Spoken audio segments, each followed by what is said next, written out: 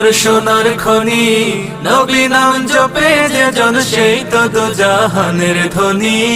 নবী মোর পরশমণি, নবী মোর সোনার খনি, নবী নাম জপে যে জন সেই তো দু জাহানের ধনী।